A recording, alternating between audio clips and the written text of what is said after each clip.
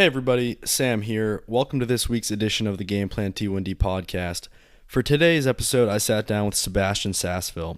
I'm so excited to share his story with you guys. In just 45 minutes, we covered so much ground, and that's what you need to do when you have a guest like Sébastien, who's climbed Mount Everest, ran across the world's largest desert in the Sahara Race, and ran across Canada in 2014 to raise awareness for T1D. It was a true privilege to be able to talk with Sébastien and hear his approach to T1D, as well as setting and accomplishing goals. Please enjoy my conversation with Sébastien Sasseville.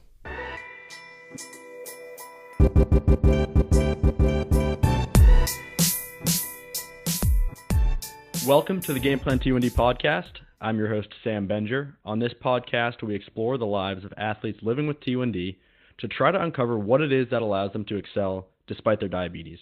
Today on the show, it is my sincere pleasure to be joined by Sébastien Sasseville. Sébastien, welcome to the show, man. Hey, glad to be here. Yeah.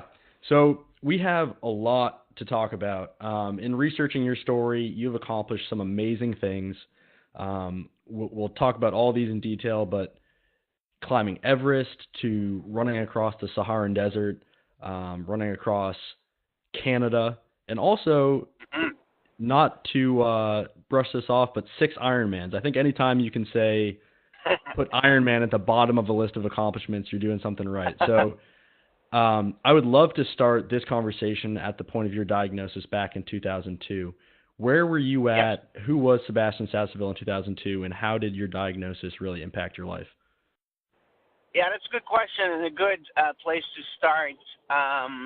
Because I was not active, I was not very athletic, no natural abilities and no interest even for sports.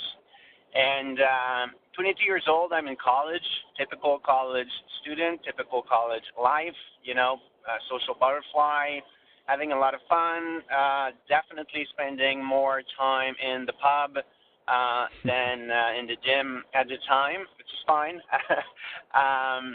And also worth mentioning, my little brother, who I absolutely love, of course, he's younger, and he was diagnosed first, Wow. 6 years before I was.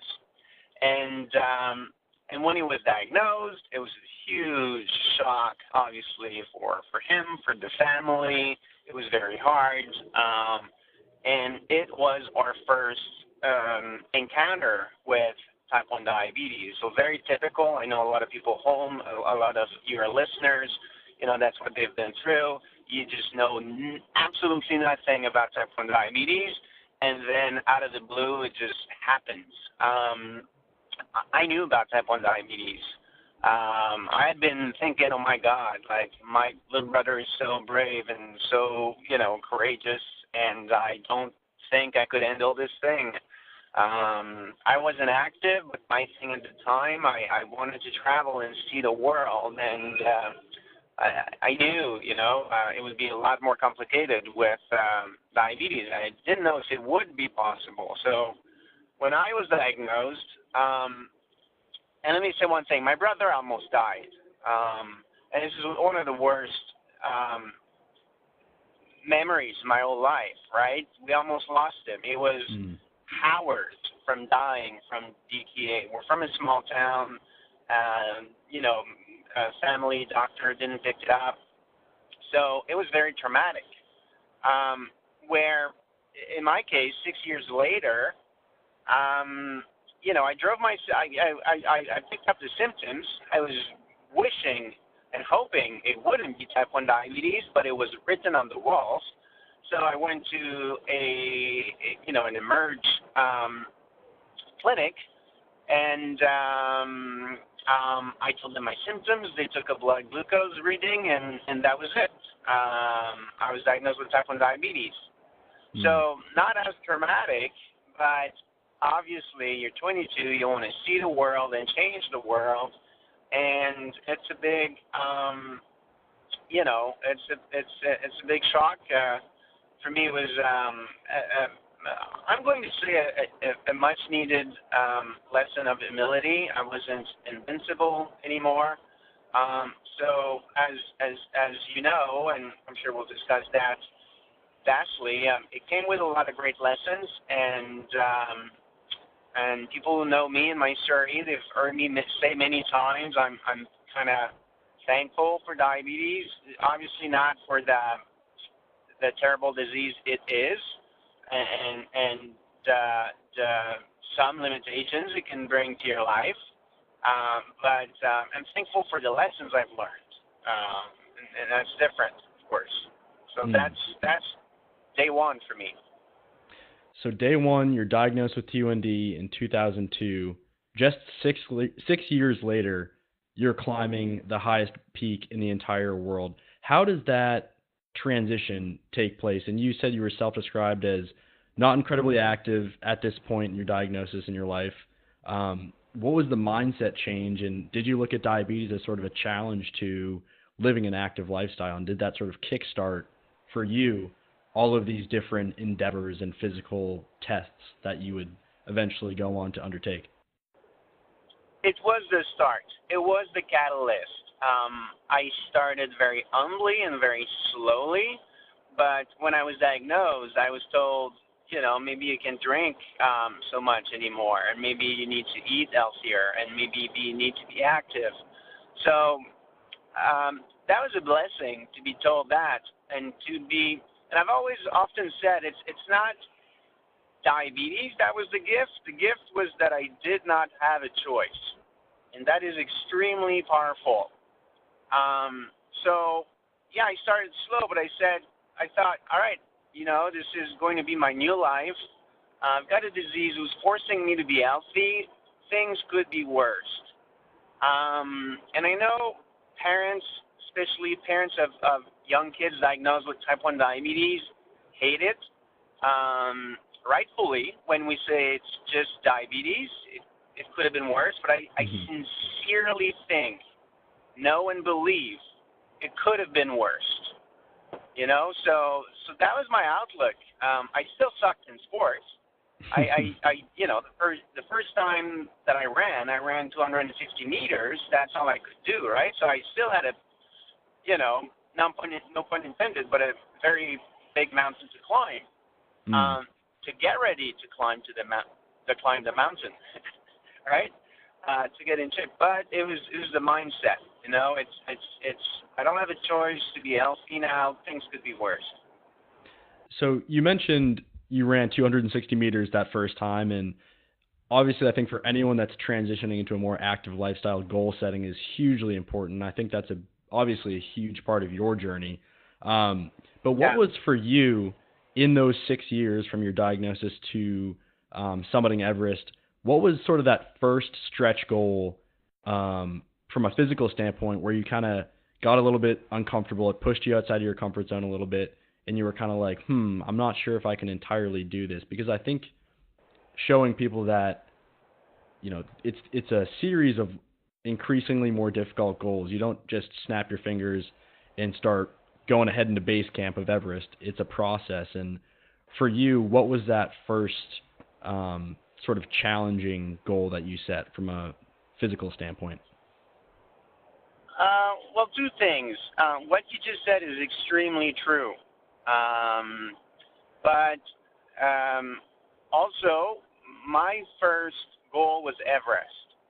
And it was huge. It was impossible at the time. And obviously, in order to succeed, I've had to do exactly what you just said. Break it down in smaller goals, and then just focus on learning and slow but steady progress. And I know everybody's different, but personally, I had to have that giant magnet, that giant goal that would keep me on track and keep me inspired and keep me fulfilled. So it was that big goal, but it was just so remote at the beginning that, a concrete example or answer, one of the first things that I started to do was a climbing class. And it was a climbing class for beginners, indoors, on an indoor wall, nothing challenging there. At the time, I couldn't get really high, right? So it was once a week, Tuesday night, 7 o'clock. It was very humble, right?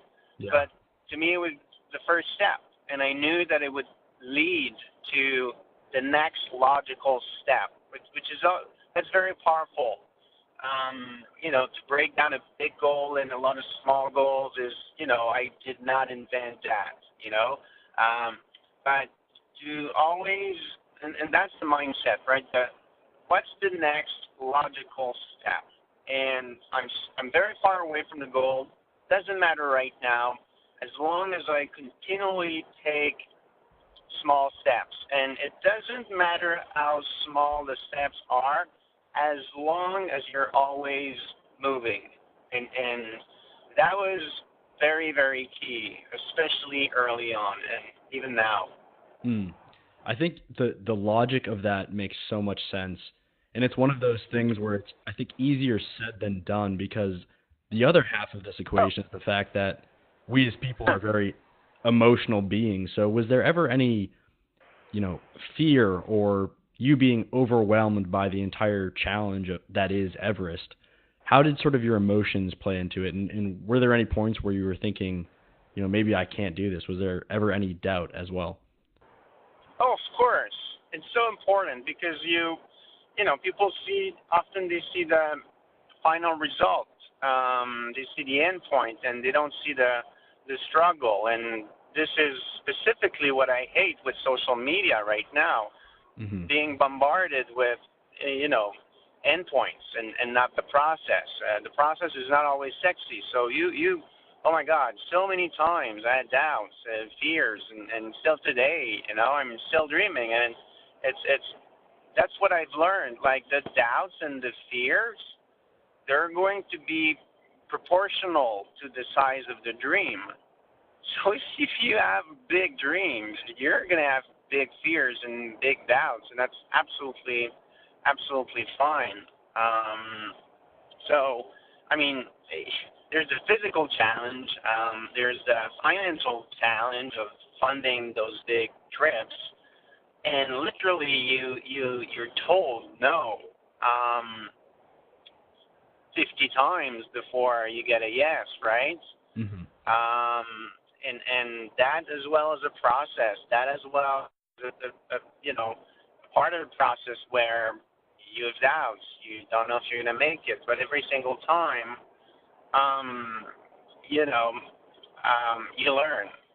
You need to figure out why you said no. And I had that attitude. It was always my fault. If my proposal was perfect and if it would guarantee success for them and profits, you invest $1 with me, you're going to make 10. If that was guaranteed, they would have said yes. So how can I make my proposal more compelling? What is it missing? What do I need to create or build in or whatever, so that it has value for that literally client. They're a client, right? That I need to bring value to the table. So that, back to your question, that process is hard, and you're gonna have fears and doubts for sure. It's funny, you mentioned that oftentimes the process is not sexy, and that social media kind of romanticizes different physical challenges, whether it's fitness or, climbing Everest or whatever it may be. You only see the really good days. And I know my background is in football, and in training for football, one of the things that I would do all the time would be sled pushes. They're great for running backs. They build up your leg strength. They build up your endurance and your stamina. But no matter what, for whatever reason, I would always end up throwing up after I did sled pushes. So it's that same experience where I even think, the harder you want to push yourself and the more audacious the goal, oftentimes that too is proportionally linked to how sexy the process is. So I can imagine that at trying to get ready for an Everest climb, definitely there absolutely had to have been some unsexy moments in that. But I wanted to talk about the actual climb itself. What were some of the memorable moments from that entire experience, if you could recall a few different moments? My God, there's so many.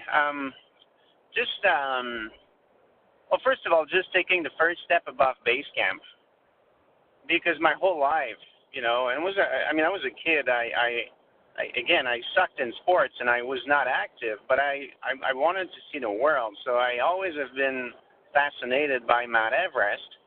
And, my dream was to climb Mount Everest.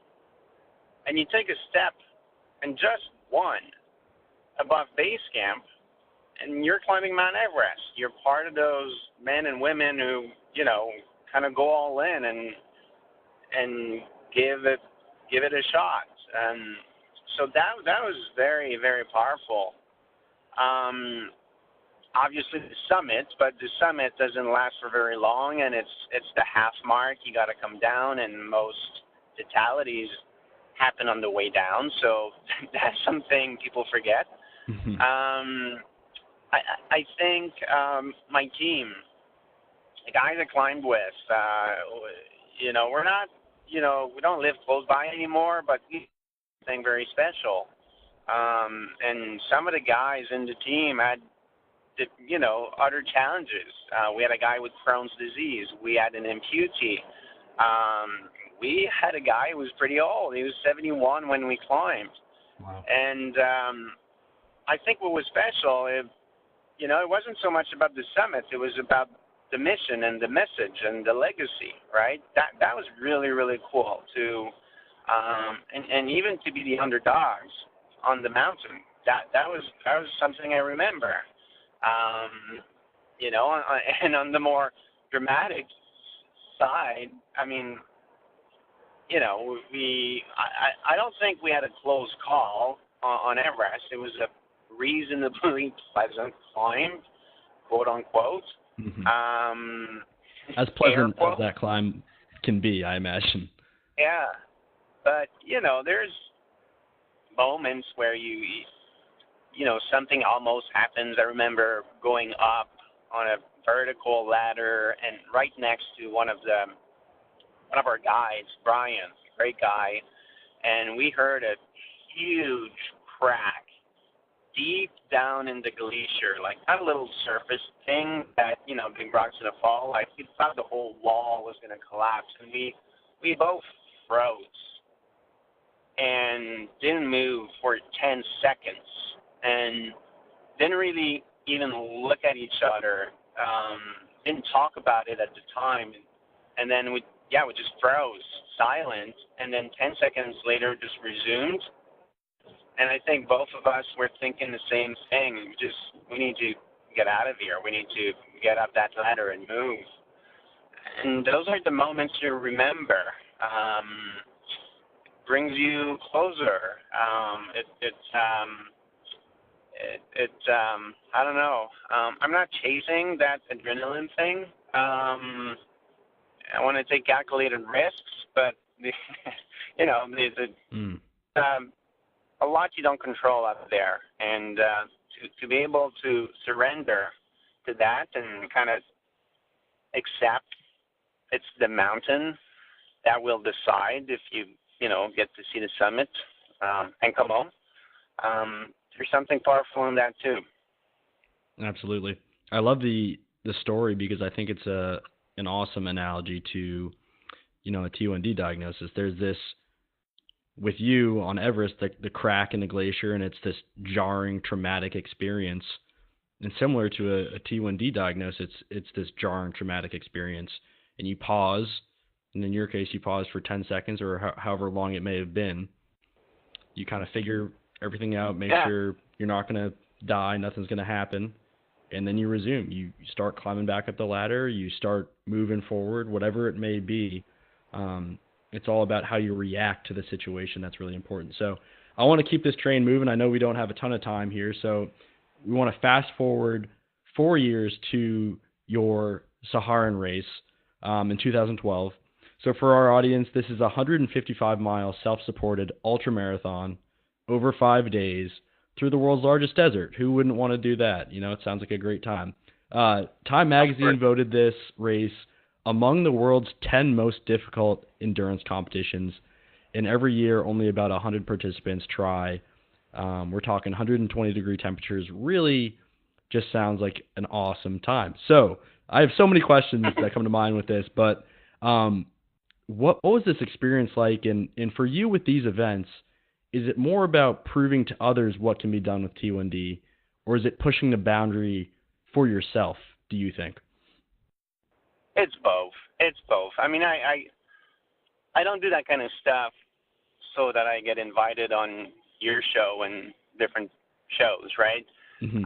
I sincerely love it. It keeps me happy, you know. I love that stuff. People sometimes ask, when are you going to stop? And I'm like, do you ski or golf? And they say, yeah, I golf. And then I go, all right, when are you going to stop? Never. Mm-hmm. So I love pushing the boundaries. I love learning, you know, and growing. And this is truly what happens. You learn, you grow. So that's amazing. Obviously, very quickly I realized these things. Not everybody does that, and it can be extremely inspirational for kids and adults living with type 1 diabetes. And obviously, the point is not to tell people, hey, you should go do that. Absolutely not. The message is whatever you want to do, you can. And I know it's going to be more work with type 1 diabetes. There's no secrets. I could talk for hours about the diabetes strategies and prep, and literally it would be an hour talk, and then I would finish when we get to base camp, when we get to the starting line, you know, all the work that goes in to get ready. It's not easy, and it's a pain. But if you focus on the dream, if you want it bad enough, then you're willing to do whatever it takes to make it happen. So, Sébastien, how do you even go about, because I feel like the Saharan race is such a different physical, obviously, in terms of exertion, it's Everest and this race are both, to me, exhausting ultra endurance type events. But how did you even come across this challenge? Were you just, searching ultra endurance type of events, and what was the process like of sort of coming across this opportunity and then deciding that it was something you wanted to do? I don't remember how I found out about the Sahara Race, but when I did, I thought, oh my God, this is the coolest thing ever. I was the challenge was appealing. From a diabetes point of view, you know, the temperatures you're describing are very accurate. So how are we going to plan for that? The fact that it's self-supported, carry your food, plan for your food. So what I love about endurance sports is that it's much more than just the physical feat. They're a very complete experience, and from a strategy point of view, from a psychological point of view, that's extremely appealing to me. Something that's going to challenge your mind, your body, your soul. I can't think of something more exciting to do. But it always kind of grows on you. Like, I didn't find out about that race and signed up, right? So I did it in the back of my mind for a few years, and at one point the planets aligned, and I did what's the artist part. Like, the artist thing to do is to sign up, right? So I did that, and then you prepare and you go race. So I have to ask, as you're doing this, are you listening to music? Do you have a certain mantra going through your mind? Because I imagine, 155-mile race, for me, around mile 10 or 15, I'm wanting to lay down and probably eat an entire pizza or two. So how do you stay motivated and stay driven to the point that you're able to complete such a massive endeavor? Good question. The race is self-supported, so every gram counts. Everything you bring, you will have to carry. So you're trying not to bring a book. Well, you can if you want to. Some people did, but I had no electronics, no books, nothing. You want to be as light as you can. So you truly have to be able to find the motivation within. And that's the most powerful form of fuel and gas and motivation. So I think, and it's not true that I was fully motivated and smiling the whole way. Absolutely not. It's hard. And you have good days and bad days and good hours and bad hours. You suffer. You suffer a lot. And I think what separates a good endurance athlete from an average endurance athlete is your capacity to suffer gracefully and find resilience. And diabetes is, and back to the impact I think these things add very often, and that was also very true during the run across Canada, that resilience is not built in training. In training, you build your muscles and you learn to go faster and to become stronger. I truly believe resilience is found in purpose. And if you have purpose, if the reason why you do what you do is for impact, for to make the world a better place, if you feel that the work you do is important, that is an incredible source of drive and motivation.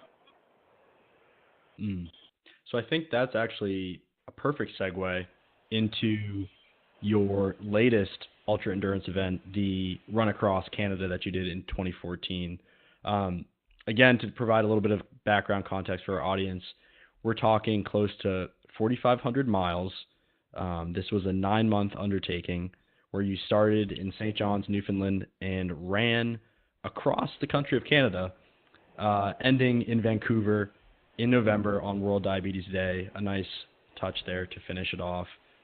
You were averaging 5 to 6 marathons a week, but what I thought was particularly compelling and impressive about this was the fact that you were also doing different speaking events, you had media obligations, you had really an entire operation going here with diabetes in mind and trying to inspire and educate diabetics along the way. So talk to us about this undertaking, where the inspiration came from, and what the execution was like for you. Where to start? My God.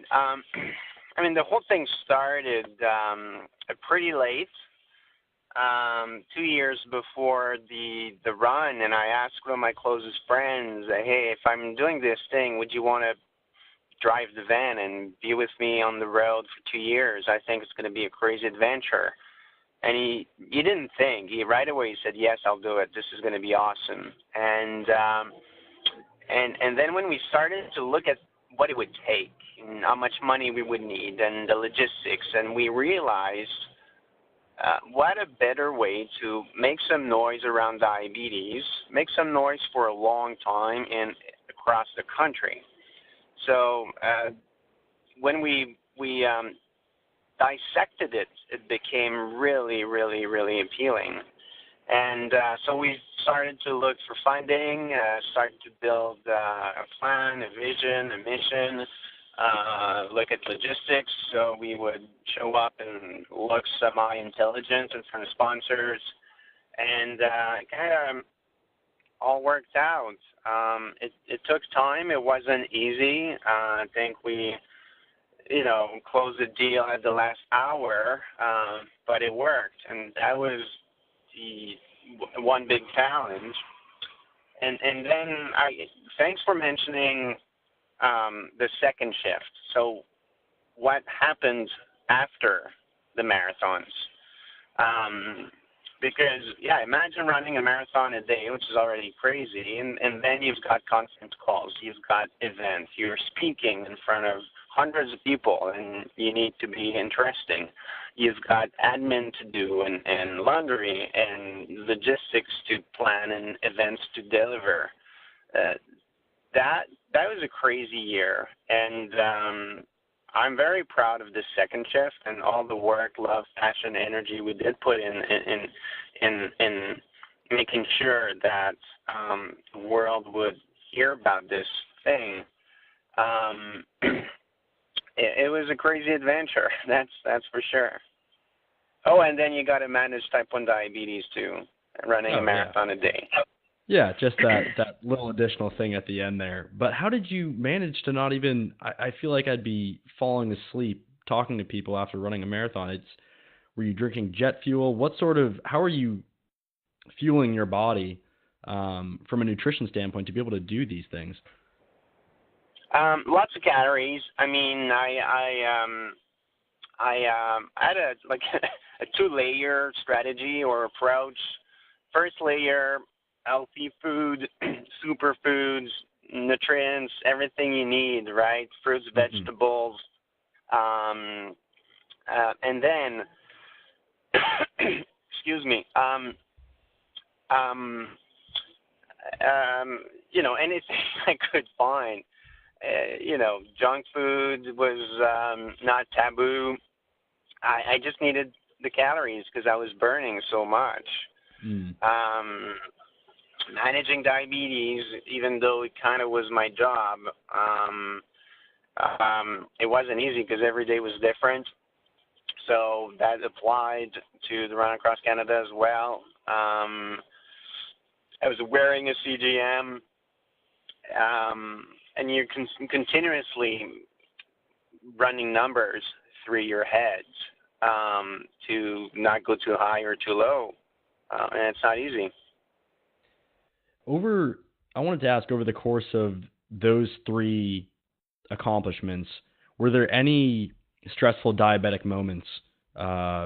This could be anything from a severe low, a severe high, a pump wasn't working. Was there any sort of learning experiences or failures that taught you something over the course of those 3 events? I froze some insulin once. I was in Tibet the year before Everest, the preparation climb. We were on the 6th highest mountain on the planet, so it's Mount Choyu, and it's a big hill. Serious. It's 600 meters short than Everest, except that nobody really cares about Choyu because it's not Everest, right? So I froze insulin there, and it was very frustrating. I had backups. I kind of was fine, but I never forgot that moment because it could have been one of those situations where, without backups, things would have been very different. And it was simple, right? You forget your insulin outside and it freezes. It was after a pump, a cartridge refill, and it was a good lesson. You always stay on, especially in those conditions and scenarios where you need to be twice as committed and focused. Yeah, I think that definitely has applicability to diabetics in all sorts of senses of having a backup, whether that's you're on a pump and you have, an insulin pen in your bag, or never going anywhere without fast-acting glucose. That's a big one as well. Always trying to have safeguards in place is hugely important.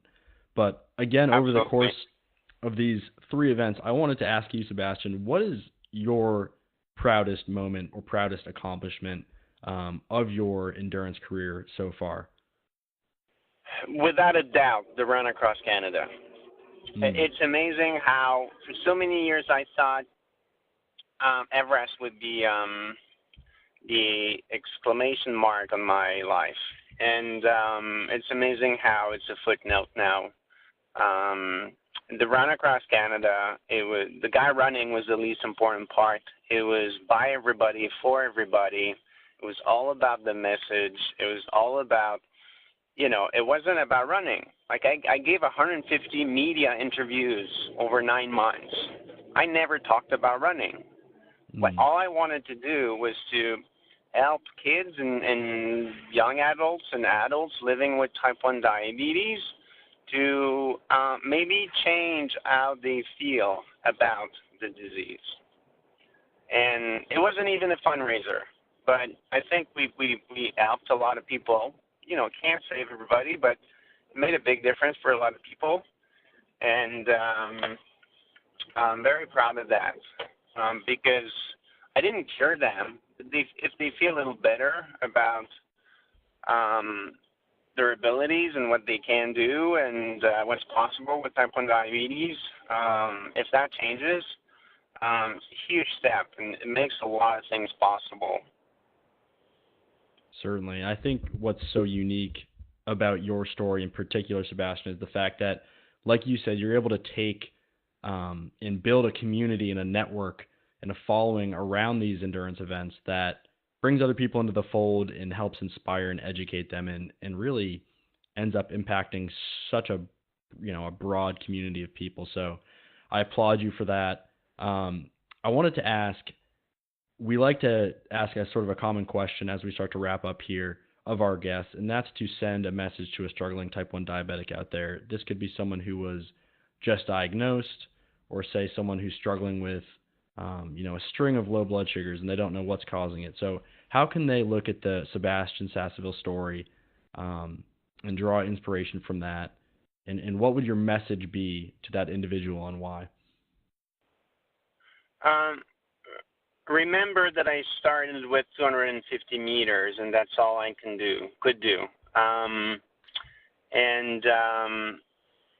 And take a first step. Forget about the mountain, but just take a first step. Focus on what you love, and it won't be perfect. If you've just been diagnosed or if you're struggling, it can be done. I'm not the only one who's done crazy stuff with diabetes. But just take a first step and try to learn one thing, but just always be in movement, look for learnings, right? Not for perfection. And if you make this whole thing just a tiny bit better every single day, learn one tiny things, but consistently, things are going to change, because people hate diabetes only when their blood sugar is high or low. You don't hate type 1 when your blood sugar, when you wake up and you've got that straight line on your, Dexcom or whatever. You don't hate diabetes at that moment. You're actually pretty proud of yourself when you see that. So just learn to control it, and then you get to do the things you really love to do. Yeah, I actually saw this nice little illustration on social media today, and it was a graph, and it was time on one axis and improvement on the other, and it showed a line of, if you can improve 1% every day, eventually you're going to get to the point where it's an exponential increase, whereas if you're staying the same or decreasing 1% each day, that's going to land you in some hot water. So I love the mindset of just try to take one thing and get better at one thing each and every day. And there are going to be tough days and there are going to be rough spots, but if you can try to just take one step forward each day, you're going to end up in a spot of really, really great management and really, really tight diabetes control. So we've got 5 minutes left here, so time for just one more question. I actually saw this neat little quote on your website, Sébastien. It says, Sébastien Sasseville's goal remains the same. Demonstrate that anything is possible, that the summit is always within reach when you take on challenges with enthusiasm, patience, and consistency. With that in mind, we want to ask, what's next for you? I know you just finished up a book, One Step at a Time, which I will definitely be checking out soon. But we're at 4 years from the Canada run, so I feel like we're in the time frame where another challenge may be coming soon. So what's next for you, and is there anything that you can kind of tell us about your upcoming schedule? I am definitely focused on Ironman now. Everything I've done before, it was for completion and the message, and it was awesome. I've not been secretive about my dream to go to Ironman World Championships in Kona. So I'm extremely dedicated to that at the moment, and hopefully we'll be there. Maybe not next year, not this year. I don't think that's a realistic goal, but 2-3 years, and I think that can be done. Love it. Well, you will have the full support of the Game Plan T1D community. I can ensure that for you, and we want to thank you again, Sébastien, so much for coming on. I think our listeners are going to love hearing your story. Thank you again, Sébastien Sasseville. Thank you so much. I am Sébastien Sasseville. I have type 1 diabetes, and I have a game plan.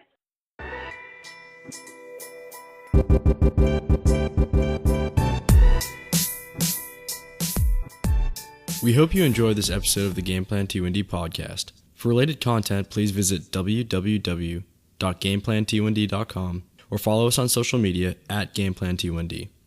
Find your game plan.